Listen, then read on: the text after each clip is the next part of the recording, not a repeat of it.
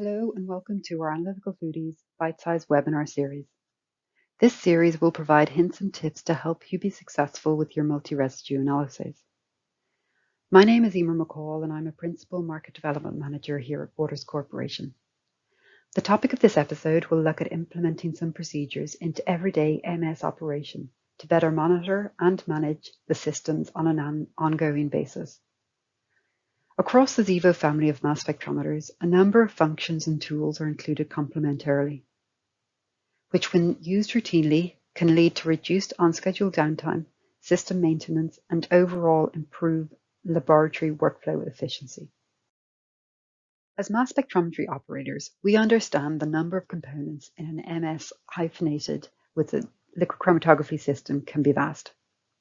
From switching valves, seals, columns, washers, injectors, temperatures, gas flows, ion optics, vacuums.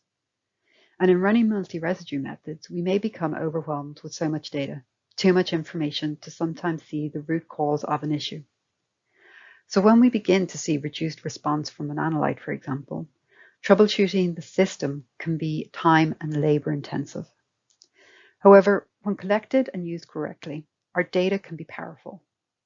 Getting to know modules making up our analytical system can help. By collecting data during routine operation, we can use it retrospectively to make informed decisions on issues, corrective action, and get back analyzing samples promptly. So of these data sources, which are beneficial on hardware components, include plots, counters, and logs available within IntelliStart console. Looking firstly at plots, IntelliStart plots numerous channels of data to allow us to quickly and effectively see how the various modules of our system are performing. These plots yield real-time feedback on so many features, including our sample manager's pressure during injection cycles, or a solvent manager's pressure and total ion count entering the mass spec, so we can troubleshoot possible leaks, blockages, or damaged seals. Or we can look at the temperature in the LC-MS system or its surrounding environment. Of course, this is important because maintaining an appropriate and consistent room temperature is required to achieve reliable instrument performance. With an integrated thermometer, the Acuity console will feed back the room temperature, and the plot may show the lab's temperature fluctuating through a single injection or across the analytical run. Plots provide a quick view in real time. Of course, this view intends to provide a quick check-in on real-time system performance over a 72-hour period. If these plots are of value to your lab monitoring, they can also be stored with the raw injection files. So, while numerous channels of pressure, temperature, flows can be plotted, we can also depend on the system to do a lot of counting. IntelliStart will record all hours of operation, time in standby, number of injections, volume pumped through the system, to name but a few. Maintaining such counters offers some measurement of the instrument's lifetime, system throughput, and part replacement. While recording such data may not influence day-to-day lab operation, it can offer an insight to the cost of a sample analysis or the cost of ownership of the instrument, which may influence buying decisions on future instruments. Of course, these counters can also help advise on consumable lifetimes. One major consumable, of course, is the analytical column. Using the eCord technology available on all Acuity UPLC columns, we can collect, store, and recall even more data with ease. Traditionally, best LC practice suggests a record is maintained for all columns used, including the batch number, the number of injections made, the method run, and the pressures and temperatures the column's been exposed to.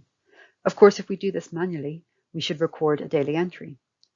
Such practice, once implemented, almost becomes routine and is a valuable source of information for traceability or LC troubleshooting when queries arise out of the blue. However, with the columns eCord technology attached to the Acuity UPLC column module, this data is automatically recorded. All this information shown on screen is automatically stored and readily accessible should the need arise. Even when the column is no longer in use, the E-cord can be retained. In a routine testing lab, column replacement may be one of the most common maintenance tasks carried out on LC systems. Recording such maintenance in the Acuity console log further increases the information stored within one area, all of which can be extrapolated to help us make time-efficient and effective decisions when troubleshooting needs arise. Just like the plots and counters already discussed, much of the information inputted into the log is automated. These records include alerts such as opening the sample manager door, attaching a new column E-cord, opening the MS door, or error in the MS gas reaching the required pressures. Many of us will be aware of the alerts when the Acuity system beeps or red flashing lights appear on the LCM SMS system. Although the reason for the error is summarized on the home screen, a more detailed report is recorded automatically within this log. But even more functionality exists, as we can create free text entries based on our interactions with the system. This helps improve traceability, streamlines record keeping, and reduces the need for paper-based logbooks employed by many to record our system maintenance to meet the requirements of labs' quality systems. By manually entering all system maintenance within the Acuity console log, we have all the information in one place and automatically saved. Plus, we no longer have to struggle to decipher a colleague's handwritten notes in the logbook. Of course, with all these interactions and maintenance on the system logged, this may be a powerful set of data. If this data is interrogated further, it may help us to understand certain bottlenecks or sources of unexpected system downtime. With this information, we may find that our analytical column will only survive for a specific number of injections for a specific method or commodity type. Based on this information, we can then take that number back into our maintenance counters page and use it to customize our predictive maintenance alerts. Basing these alerts on real use, we can reduce the unexpected downtime and system troubleshooting while also maximizing the consumable's lifetime. So recording module workload and behavior can aid in increased asset utilization, as we can reduce unexpected downtime, instead working to scheduled maintenance. One of the best ways to do this is getting to know your system's performance under real operation, using a reduced set of analytes from your multi-residue methods to evaluate system performance on an ongoing basis. Such an approach is invaluable to predict maintenance and improve overall laboratory throughput and time efficiency. So one way to do this is to incorporate good system startup practice into your daily routine, remembering to change mobile phases and washes frequently, rather than simply topping up bottles. But also recording a representative mix of analytes each day of operation prior to analyzing samples. This is commonly referred to as system suitability check or test.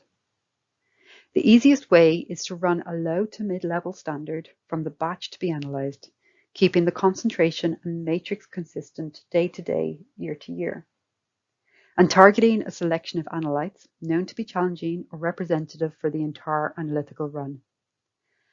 This creates an invaluable profile of the system, helping reduce troubleshooting time and engineering call-out times. In this example, we're looking at pesticides, running a method with more than 500 pesticides in under 20 minutes. We've built a system suitability mix consisting of 20 analytes, which represents the extended 500 run.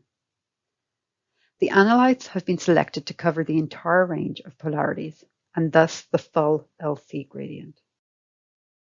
Of course, the running of system suitability standards are often considered time-consuming and too much effort for the benefits gained. But let's see it in practice. One way to reduce the perceived workload is to use automation tools as much as possible. One such option to automate system suitability checks within MassLynx is by using the tool called QC Monitor. Once the sample vial, mobile phase, washes and column are on the system, the data can be acquired and processed automatically using user-defined criteria. Enabling QC Monitor allows for the data to be acquired and processed automatically. Pass-fail criteria of the system suitability checks can be set per method or system within the target links processing method. Based on the results, your LCM SMS system will make a decision to begin the full analytical batch, or if there's an error in meeting the defined criteria, maybe re-inject or inform the operator via email.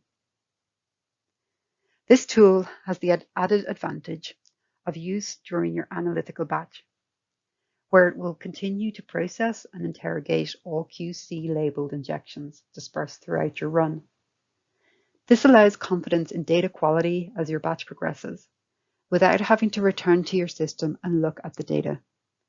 QC Monitor will keep you informed should any errors arise while you continue with other important tasks in the lab.